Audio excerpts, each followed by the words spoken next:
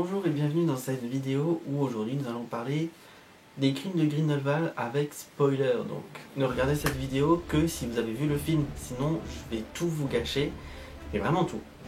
Donc on va commencer, donc excusez-moi j'ai trié donc je vais essayer d'aller vite.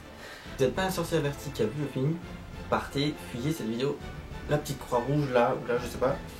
Je vais commencer par les créatures. Donc les créatures, franchement c'est un vrai plaisir visuel. C'est beaucoup plus développé que dans le premier. Je trouve qu'elles sont beaucoup plus réalistes et magnifiques. Il y en a quand même qui sont présentes pour aider dans l'histoire, pour apporter des choses. Donc c'est vraiment très bien. Et sinon franchement c'est magnifique. Et les créatures sont splendides. Moi j'ai rien d'autre à redire là-dessus. Par contre un petit défaut c'est que ils ont fait beaucoup de marketing et de bruit autour des bébés Niffleurs pour qu'au final on les voit que une fois.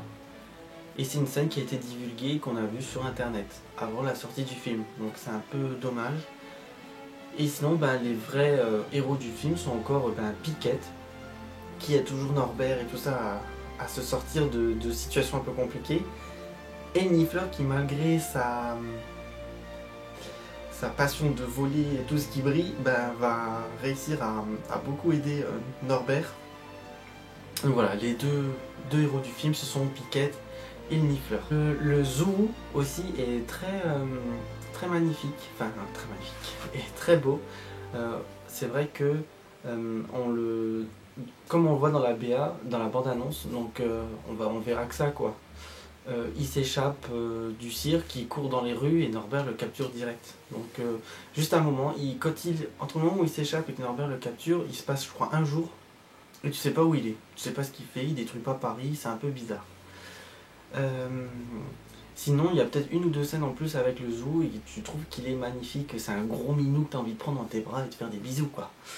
Donc tout le monde dans la salle faisait oh. Donc voilà. Les décors. Donc, vous en vouliez plus de la place cachée, du ministère de la magie, du cirque Arcanus, désolé, mais il faudra repasser parce qu'on n'en voit pas plus. Tout ce que vous avez vu dans les bandes annonces et tout ce que vous verrez. Il n'y a vraiment pas plus, c'est vraiment dommage. La place cachée, donc je pense que c'est comme tout français, on aurait aimé voir l'intérieur des boutiques, comment que c'est fait. Par exemple, c'est dans une vidéo de tournage que j'ai appris que le soif en France est bleu. Il n'est pas comme au Royaume-Uni qui est rouge. Donc voilà, c'est quelque chose qu'on aurait aimé peut-être voir dans le film. Donc ils font beaucoup de paper props, de props, de choses comme ça pour le film, pour qu'au final on n'en voit rien, et même pas la couleur. Je trouve ça très dommage. Contrairement à Harry Potter où ils en créent peu mais on voyait beaucoup, ici ils en créent beaucoup mais on en voit peu. C'est un peu dommage. On ne sait pas comment Croyance a eu connaissance du cirque Arcanus. On ne sait pas comment il a survécu et on ne sait pas comment il se retrouve à travailler dans le cirque Arcanus. Là, il y a un gros problème.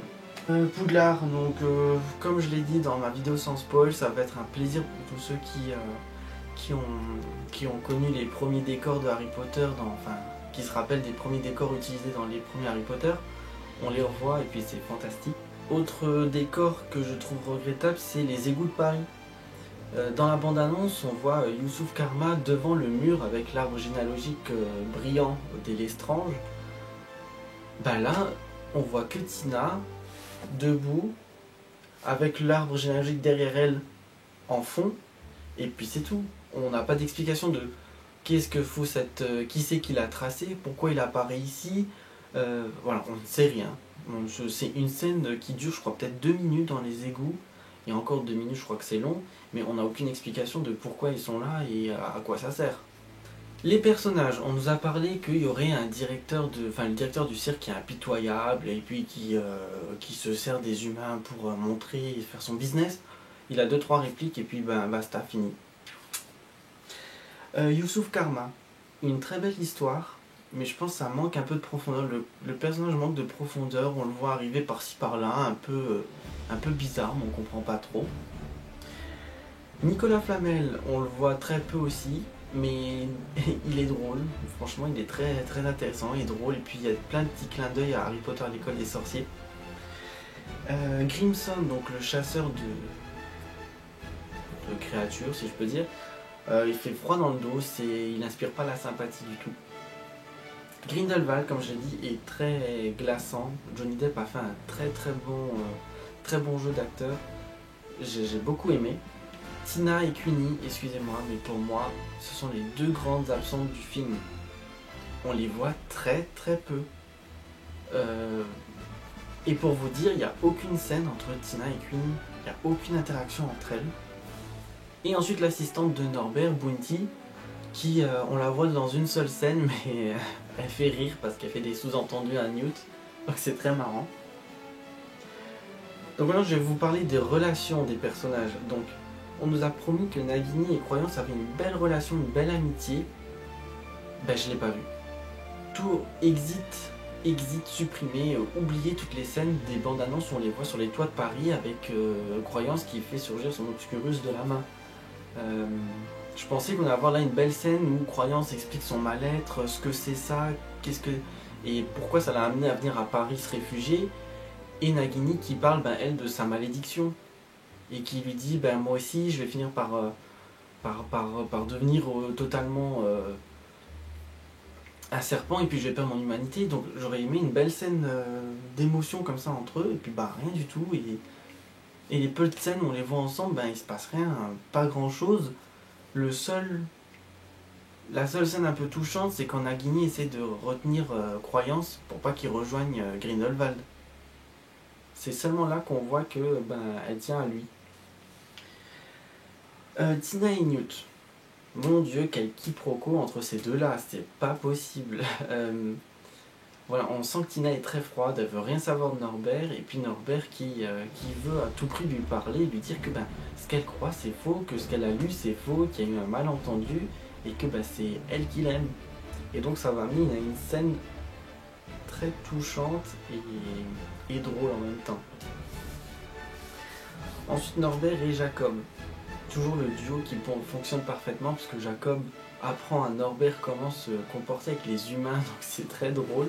Et à lui dire non, ça faut pas que tu dis ça, tu veux pas lui dire ça, rattrape-la, cours-lui après, dis-lui ça, voilà, c'est très marrant. Et Queenie Jacob, franchement, je pense que comme moi, vous êtes déçus de voir qu'ils se sont séparés et que Queenie a fini par rejoindre le camp de Grindelwald. Franchement, ça m'a déchiré le cœur.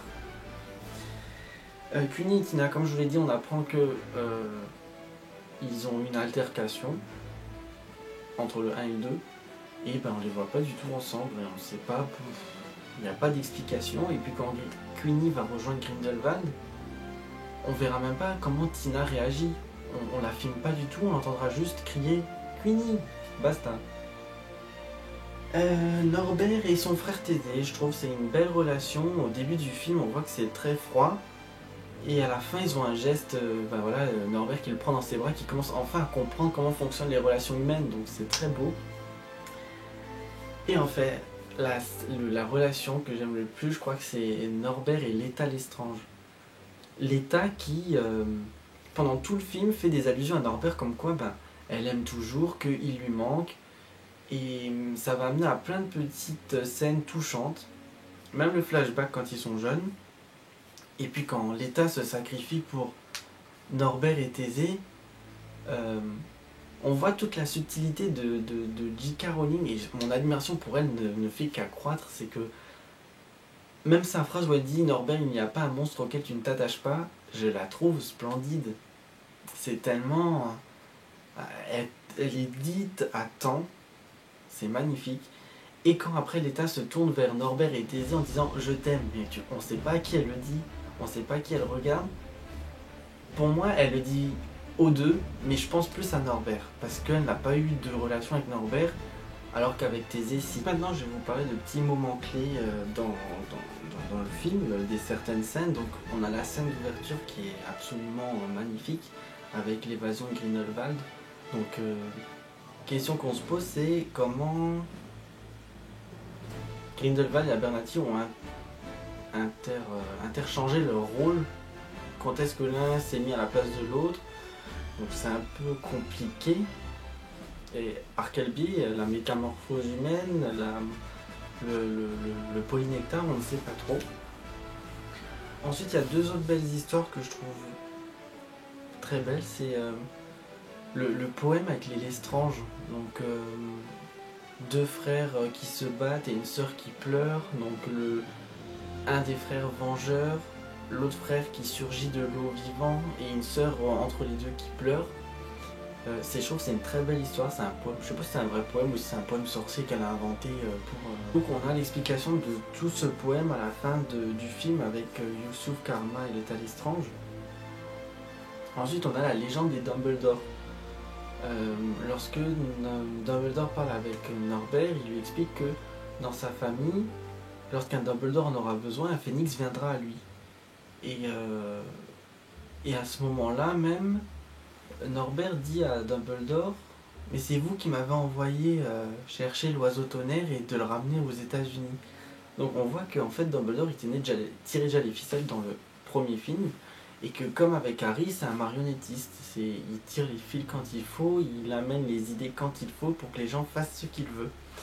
Donc voilà, c'est du Dumbledore tout craché, et c'est ce que J.K. Rowling aime, je pense.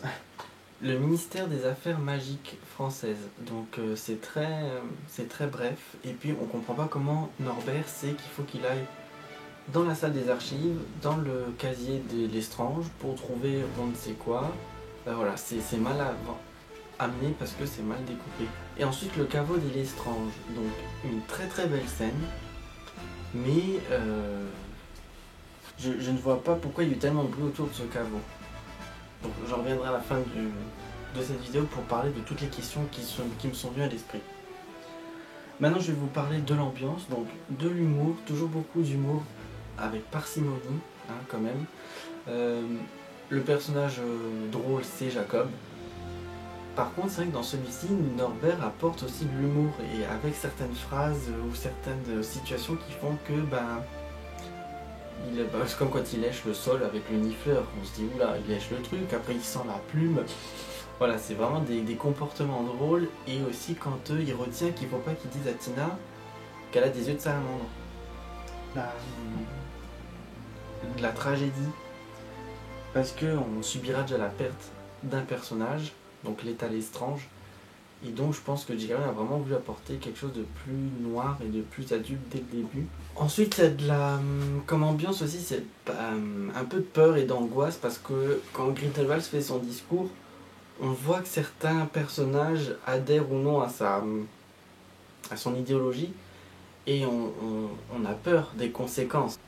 C'est pas de la peur comme dans le premier, où les scènes avec l'Obscurus sont quand même très sombres, quand il tue le sénateur Shaw, quand il tue Marie-Lou. C'est très sombre, l'ambiance et la musique qui va avec. Là, ce qui fait peur, c'est les conséquences du discours de Grindelwald. Suite à cette peur, j'ai ressenti de la colère, en voyant aussi que certains personnages vont aller vers lui. Donc j'étais énervé à me dire non, ne écoute pas, non, n'y va pas, et puis le choc en même temps, parce que pourquoi elle est allée pour... Donc vous savez que je parle de Queenie. Pourquoi elle a adhéré à ses idées? Elle aurait pu vivre avec Jacob, comme je l'ai dit, à Londres ou à Paris, tranquillement. Non, elle veut vivre absolument à New York avec lui, elle veut absolument se marier avec lui. Donc voilà, elle pense que Grindelwald peut apporter tout ça. Même si Grindelwald n'aime pas les noms magiques. Là, je vais vous parler vraiment du cliffhanger. Donc cette dernière scène du film où, suite au combat dans le cimetière du Père Lachaise, Grindelwald va se retrouver au château de Numorgar en Autriche avec Queenie et Croyance. Et Queenie qui lui dit à Grindelwald soyez très gentil avec lui. Donc on voit Grindelwald s'approcher de Croyance et qui lui explique que il va lui rendre son véritable nom. Et là on voit un petit oisillon à côté. Bon, sincèrement, sur le coup j'ai pensé à un corbeau, encore une fois. Ça m'est pas du tout venu à l'esprit autre chose qu'un corbeau. Et puis là donc, Grindelwald qui lui dit je vais te rendre ton véritable nom. Apparemment dans ta famille il y aurait une légende qui annonce qu'un phénix viendrait à quelqu'un de ta famille qui en a le besoin. Commencez à comprendre, hein, par rapport à ce que j'ai dit au début, qu'une légende d'une famille. Grindelwald qui tend l'oisillon à Croyance, qui le jette en l'air, et ce petit oisillon, dans une explosion de flammes, devient un phénix adulte. Et là on se dit, merde, est-ce que c'est Fumsec? Fumsec, le phénix de Albus Dumbledore. Et là on se dit, merde, il y a un truc que je comprends pas, c'est bizarre. Sauf qu'on pense comprendre, mais on veut pas que ça soit ça. Et là, Grindelwald qui s'avance vers Croyance en disant, je vais te rendre ton véritable nom. Tu t'appelles Aurelius Dumbledore.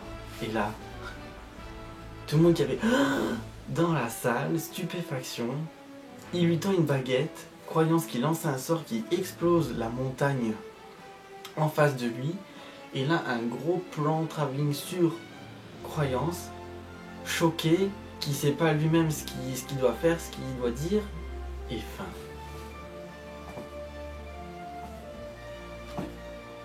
Fin, quoi. Et là, t'as toutes les questions qui émergent, tout le monde qui se dit « What the fuck? Qu'est-ce qui se passe ?» Voilà. La consternation, pas possible. Donc voilà, c'est vivement là en 2020 qu'on ait une réponse ou qu'il y ait déjà une première bande-annonce qui nous donne des indices sur une potentielle réponse à ça. Parce que voilà, non, c'est pas possible, c'est tout. C'est pas possible. Maintenant, je vais vous parler de toutes les scènes qu'on voit dans les bandes-annonces, dans la première et deuxième bande-annonce, et qui sont manquantes dans le film et qui, je pense, auraient pu apporter plus de fluidité et plus de cohésion entre les scènes, quoi. Alors, première scène. On n'a pas toute la scène où le ministère britannique va voir Albus Dumbledore à Poudlard.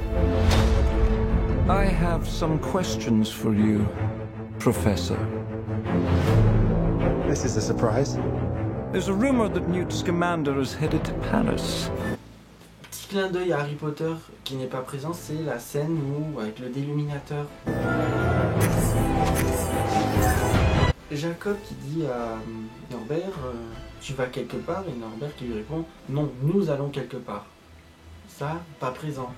Et quand on repense à la scène, c'est mal amené. On voit Jacob descendre dans le sous-sol de l'appartement de Norbert, et puis lui qui dit bah Tina est à Paris, on s'en va. Lui il fait super. Are you going somewhere? No, we're going somewhere. Jeez. Ensuite, toutes les scènes sur le toit de Paris, donc avec Nagini et Croyance.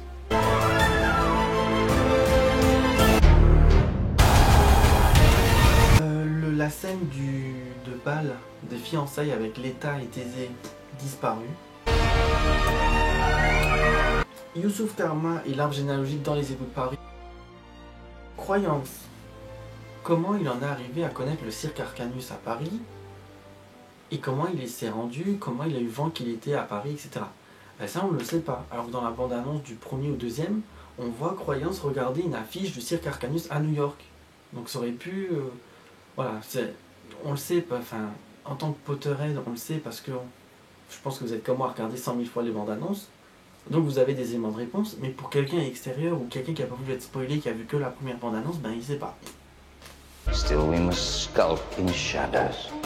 Pareil, toute la phrase avec « Je suppose que vous avez vent des rumeurs, Grindelwald a une vision, il s'est vu régner en maître sur le monde des sorciers. » On l'a pas.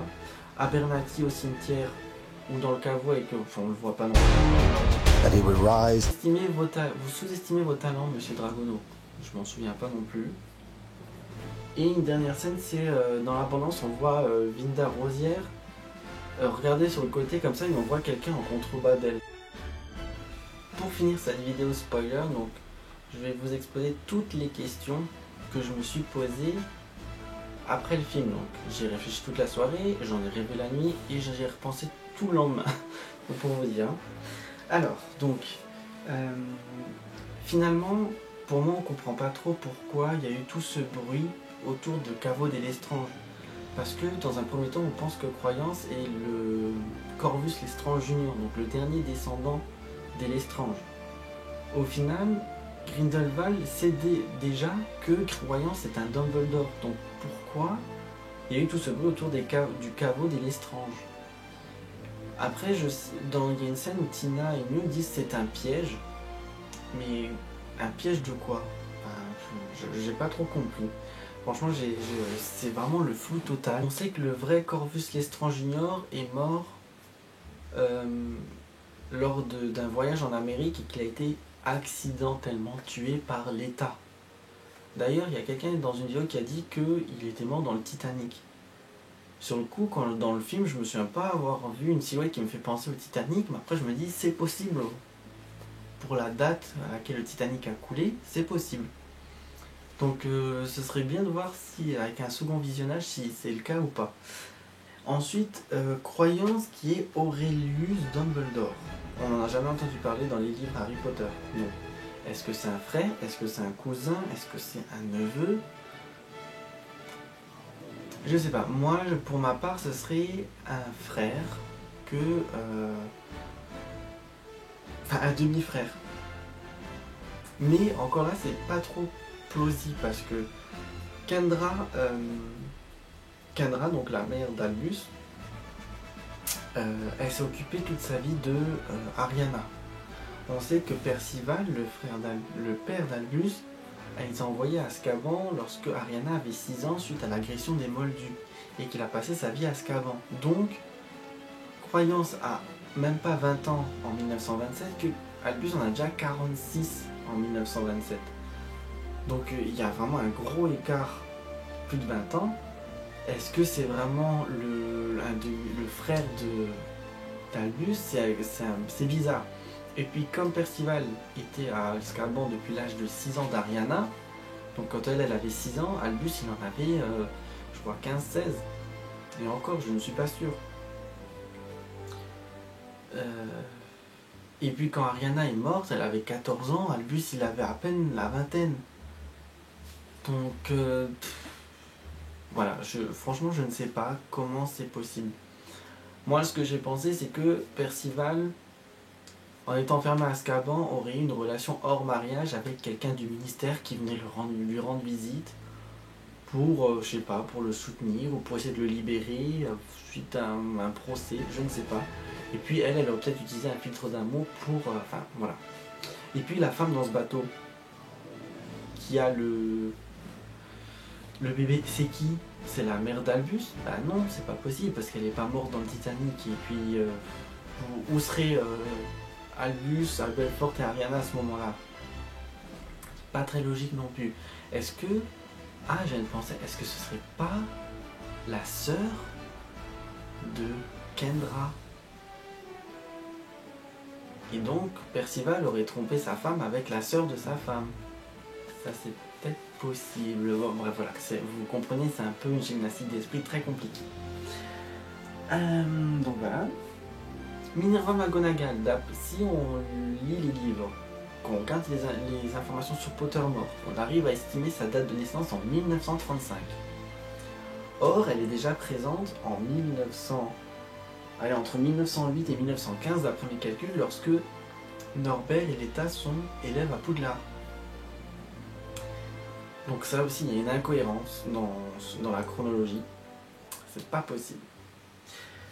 Ensuite, troisième style de question, c'est le pacte de sang entre Dumbledore et Grindelwald. On ne sait pas vraiment si c'est de ne pas s'affronter.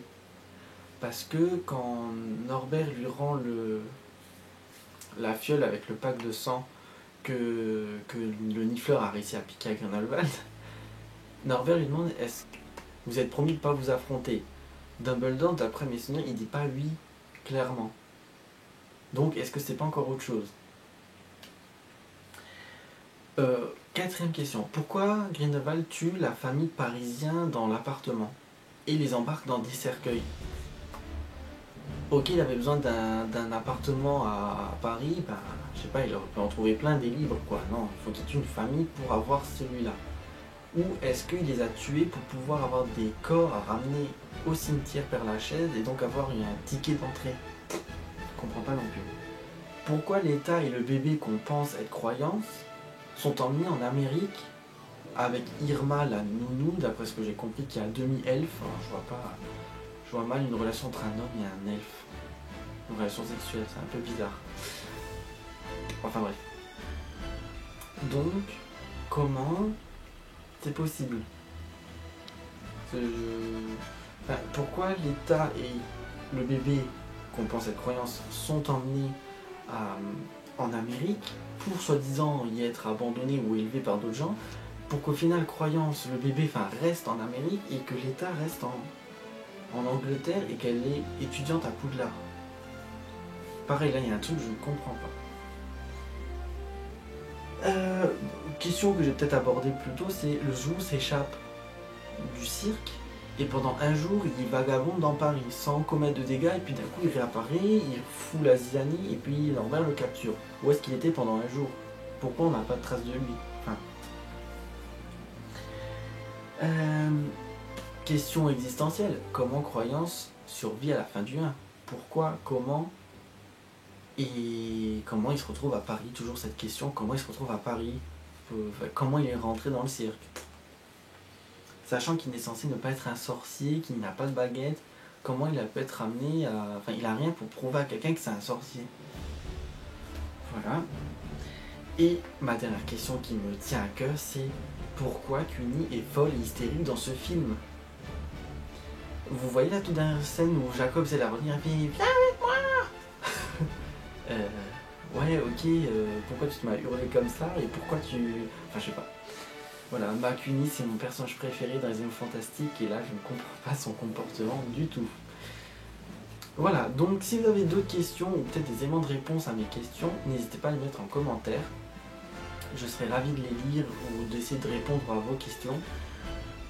Voilà, donc vivement 2020, voilà tout ce que j'ai à dire. Salut à tous et bon visionnage si vous retournez le voir comme moi, parce que je vais retourner le voir au moins 3-4 fois je crois. Allez, salut!